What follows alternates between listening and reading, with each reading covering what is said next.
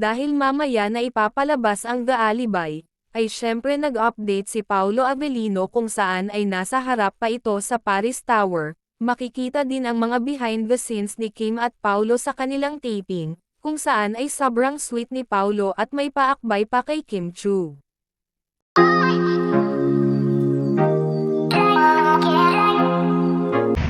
Hello mga kapamilya from the City of Love, not Iloilo, but bonjour from Paris.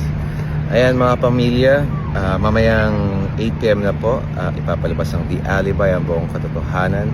Sana po abangan ninyo at mapanood ninyo ang aming programa ni Kim Chu and such an amazing cast.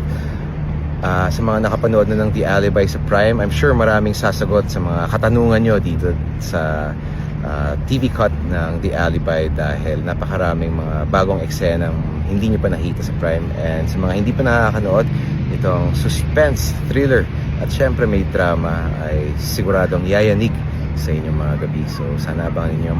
Maraming salamat po in advance and much love.